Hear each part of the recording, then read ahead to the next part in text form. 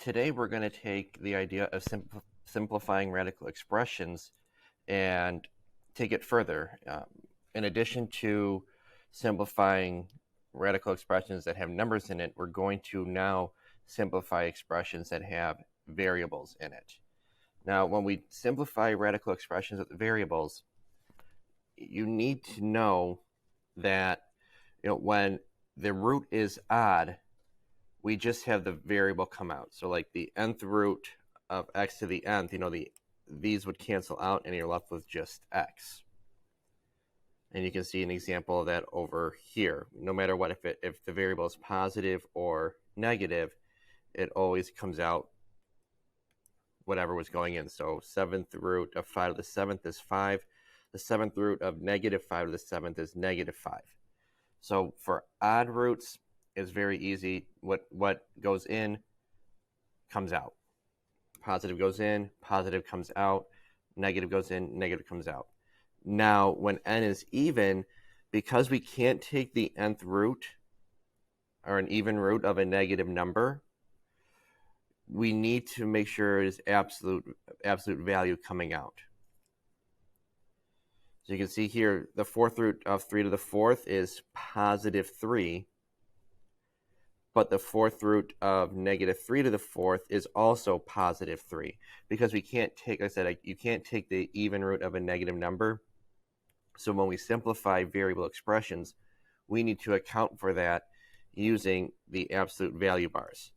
Now, in this course, we're just going to always assume that the variables are positive, so we don't need the absolute value bars. But as you continue further in math, you will see that. Now let's look at example 1 here. We have a lot of examples here to look at. Assume all variables are positive, and we're not going to use a calculator. So the first thing I like to do is to see what our index is. We are in square root land because we don't see a number there. So our index is 2. And I'm going to show the long way for maybe the first problem or two, and then we can kind of generalize it and make it a little bit easier. So we can break up the square root of 200 into 2 times 100. So we can write this as 2 times 100. Now, x to the third is really x times x times x.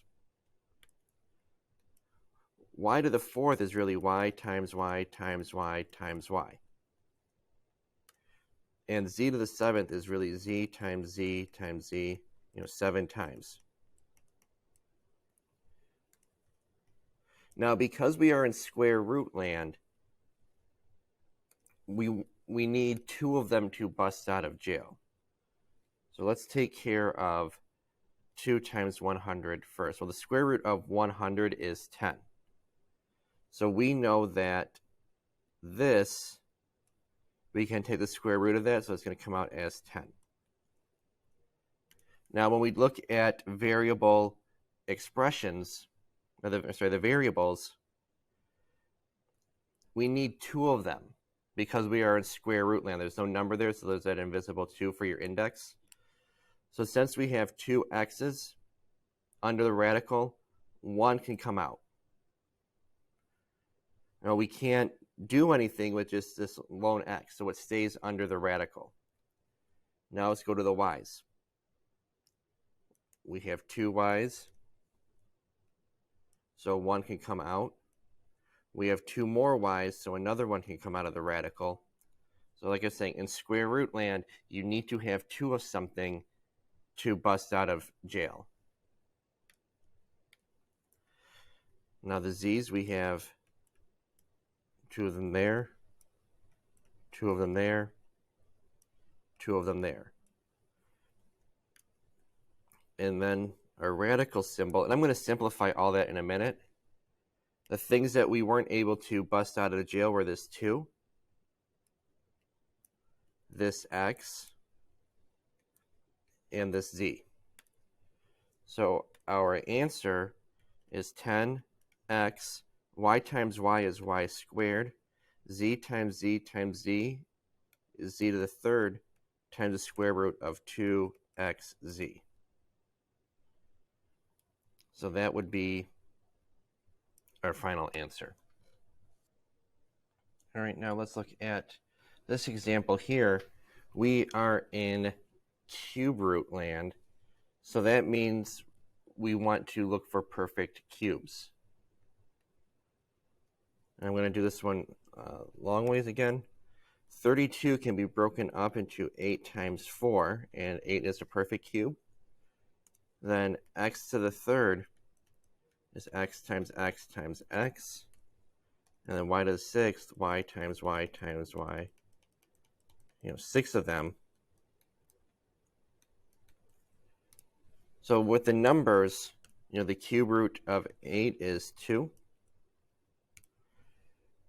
Because we are in cube root land, we need 3 of the variable to bring it outside of the cube root jail. So see, we have 3 x's, so that means we can bring out 1x. For the y's, we have 2 here. We have 3 there, and then we have 3 here. So we can bring out 2 of them. So for every 3 of a variable, we can bring out 1. All right, we took care of that.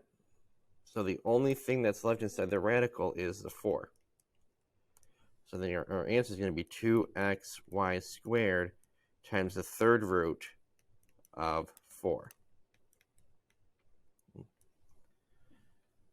So this can be tedious writing it all out. So let's see if we can look back at these two examples and find a pattern. If we look at the first one we did when we were in square root land with our index of 2, if we divide 3 by 2, we get 1 with a remainder of 1. So you see we have 1 on the outside and 1 on the inside of the radical. For y's, we have y to the fourth. 4 divided by 2 is 2. We have y to the second power on the outside, and we have no y on the inside. Z to the seventh. 7 divided by 2 is 3 with the remainder of 1. And we have 1 on the inside, 3 on the outside. Now let's look at the cubic one, or the cube root one. 3 divided by 3 is 1. Oh, we have x to the first power on the outside. We have no x. X is remaining in the radical. Y to the sixth. 6 divided by 3 is 2. With no remainder, we have no y in the radical. So a shortcut, what we could use is to just divide. And however many times the exponent can be divided by the index, that's how much is going to come on the outside, and the remainder is going to be left on the inside. So let's look at this problem here so we can see that shortcut in action. We are in third root land. Oh, can we take...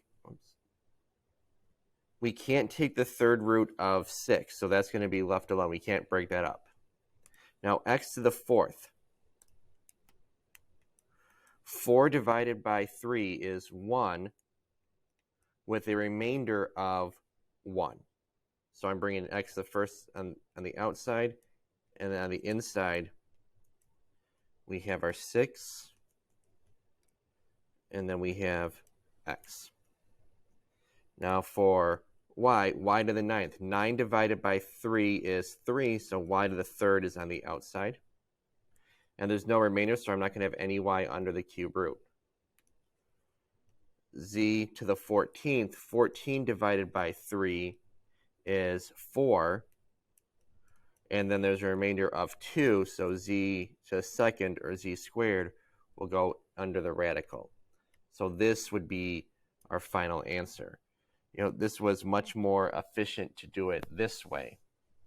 So again, however many times your index, in this case 3, can divide evenly into our exponents, that is what goes on the outside, and any remainder is what is left inside the radical. So let's look at the fourth one down here. The fourth root of 625 times z to the 12th. 625. The fourth root of 625 is 5. And then z to the 12th, 12 divided by 4 is 3. So z to the third, and there's no remainder. So this will be your answer. Now this one over here, we have no radical sign. We have a 1/2 power on the outside, and that gets distributed to all of this using our exponent rules. So we have 36 to the 1/2 power times m. 4 times 1/2 is 2, so m squared. 10 times 1/2 is 5. Now 36 to the 1/2 power, we know that's the same thing as the square root of 36. And we have m squared n to the 5th. And the square root of 36 is 6. We have 6m squared times n to the 5th as our answer. So this right here explains why we can do what we did over here and up here with our shortcuts. Our shortcut was saying, all right, we can divide this.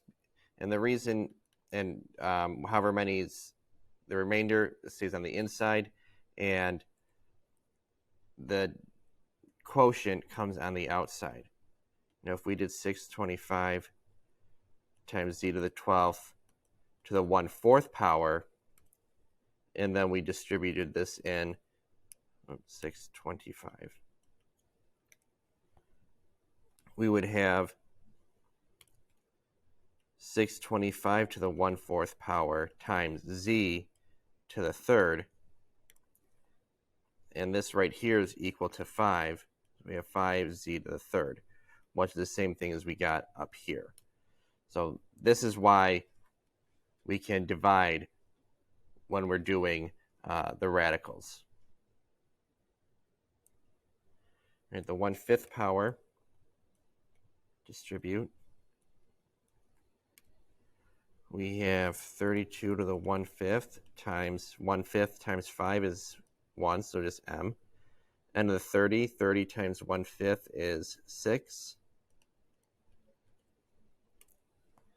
32 to the 1/5 power, that's the fifth root of 32, which is 2. So we have 2m times n to the 6th power.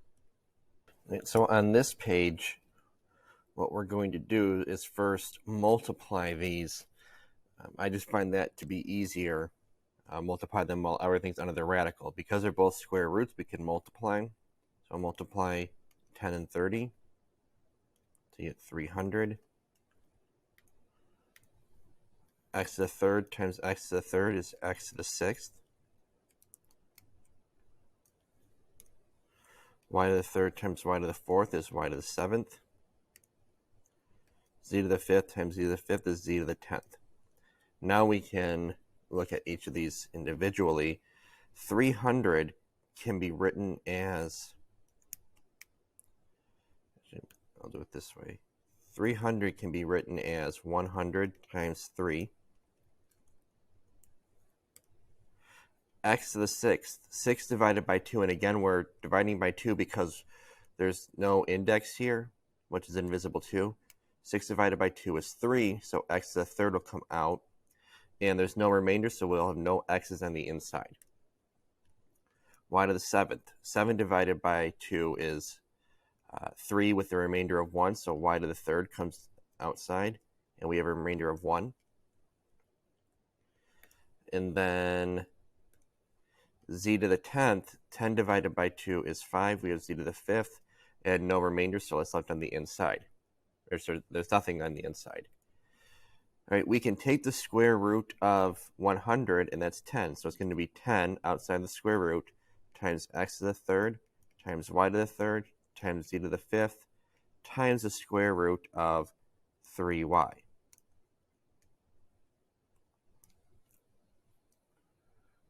So I just found it easier to multiply first. You don't have to. It just seemed easier to deal with one radical instead of two radicals separately. In this one, we have third roots. So we're going to have the third root of 6 times 18 is 108. X squared times x to the 6th is x to the 8th power. Y to the 4th times, y to the 5th times y to the 4th is y to the 9th. So 108 can be written as 27 times 4. And 27 is a perfect cube, so that will help us out in a minute.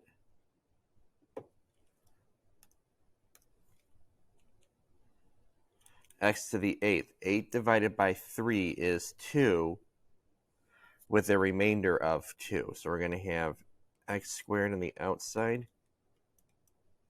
and remaining with an x squared on the inside. And then y to the 9th, 9 divided by 3 is 3.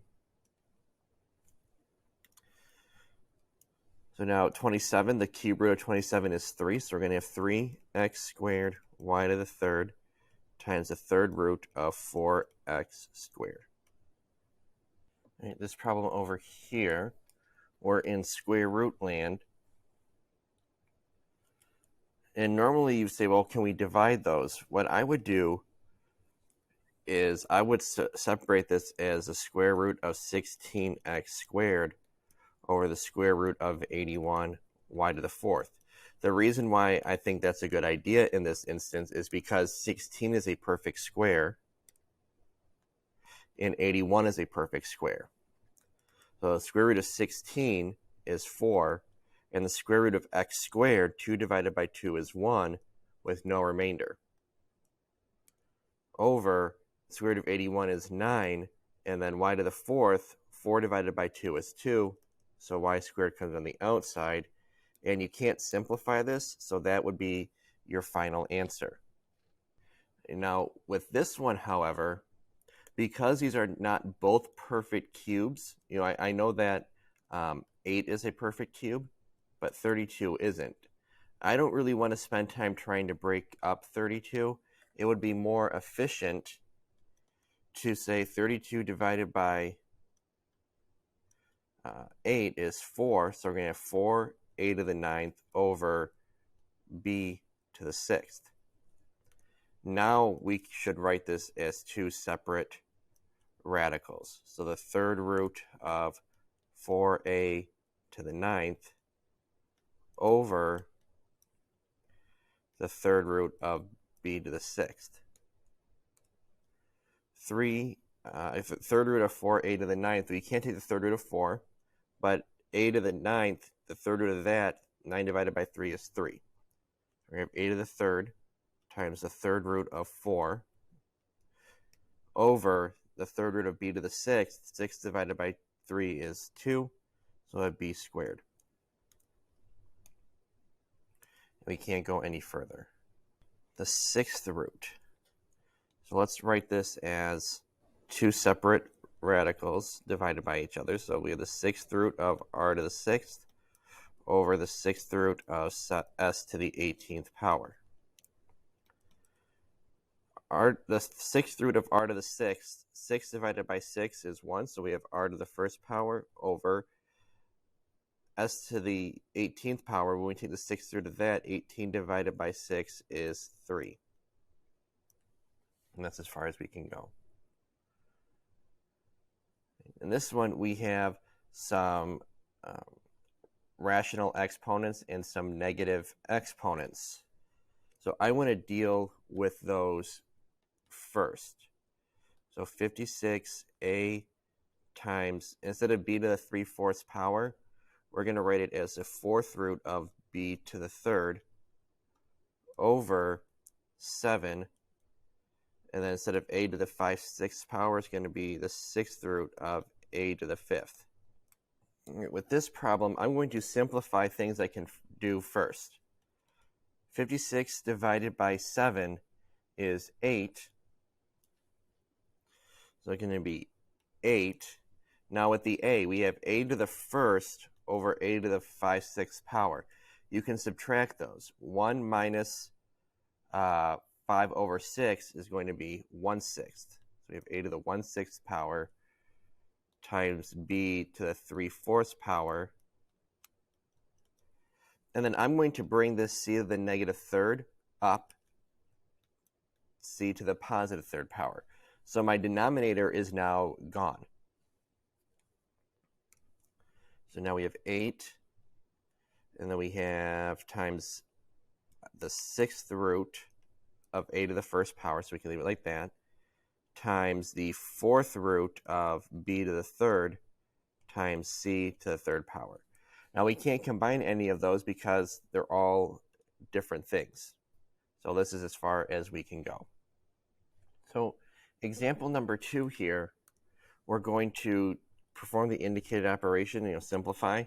And if our bases are exactly the same, then we can just do the operation. These are both the third root of u, so 18 times the third root of u minus 11 times the third root of u. 18 minus 11 is 7, so 7 times the third root of u. And we can't simplify that any further, so that would be our final answer. Here, again, our bases are exactly the same. 15 a to the 4th times b to the 2/3. 8 a to the 4th b to the 2/3. So we can just add them. 23 a to the 4th times b to the 2/3 power. Boom, done. Letter C, though, the bases are different. So we're going to have to simplify first. So 10, and now the 4th root of 5x to the 7th power. Well, we can't do anything with the 5, but x to the 7th, we can do 7 divided by 4 and get 1 with a remainder of 3. So then it's going to be the 4th root of 5x to the third minus x times the 4th root. And we want to simplify 80. And we can simplify that into, and we want to simplify that into something we'd take the 4th root of. 16 times 5, and then we still have times x to the third. We can't do anything with the x because 3 divided by 4, you don't get a whole number. You get 0 with the remainder of 3. There's not enough x's to pull anything out. So 10x to the 4th times the 4th root, sorry, not 10x to the 4th, 10x times the 4th root of 5x to the third minus the 4th root of 16 is 2. So it's going to be 2x times the 4th root of 5x to the third. Now that these two are the same, we can combine our like terms.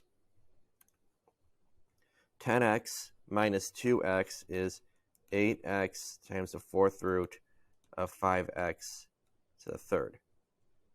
That's our final answer. So we were only able to do that because our bases were the same.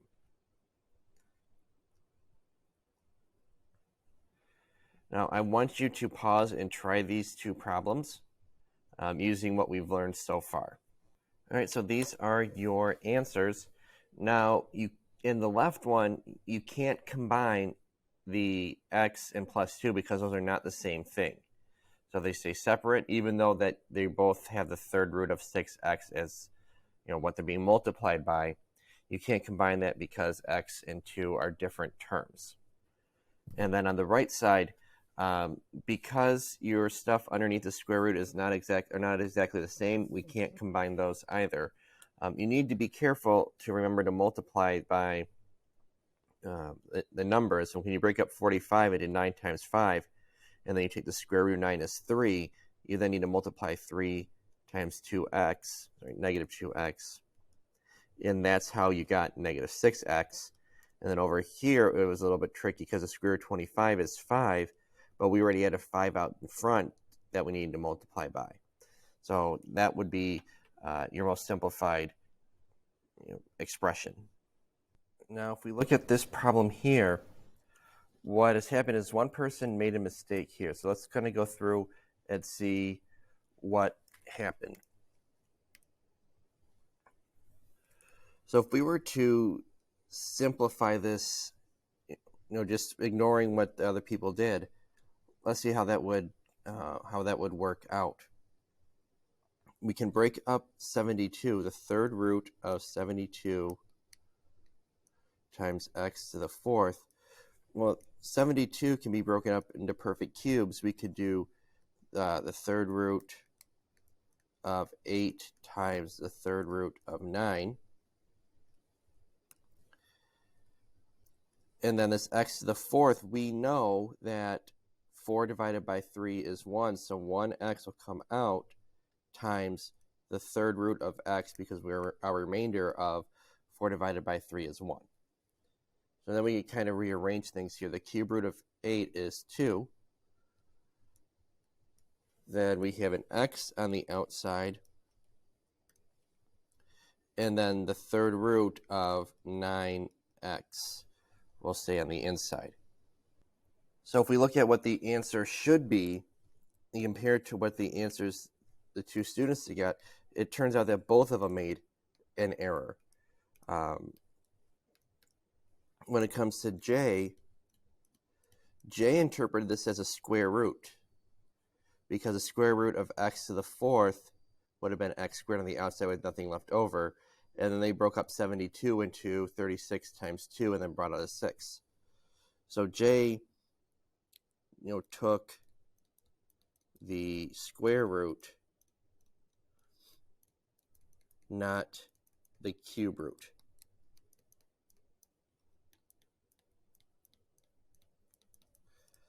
And Ellie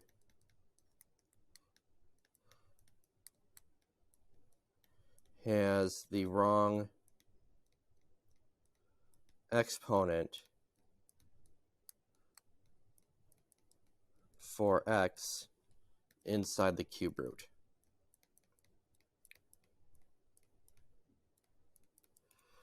She divided 4 by 3 and got an x on the outside, but then she had x squared on the inside, meaning that there was a remainder of 2, but it should have been a remainder of 1.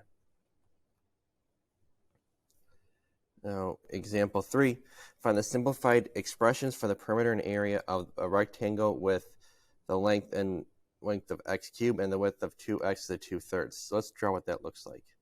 A rectangle, x to the third, and then 2x to the 2/3 power.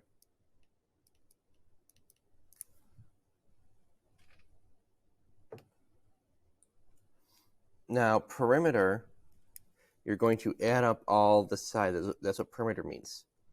So P equals 2x to the 2/3 plus x to the third plus 2x to the 2/3 plus x to the third.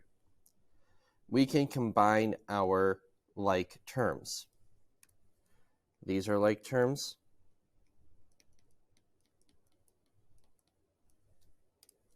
And these are like terms.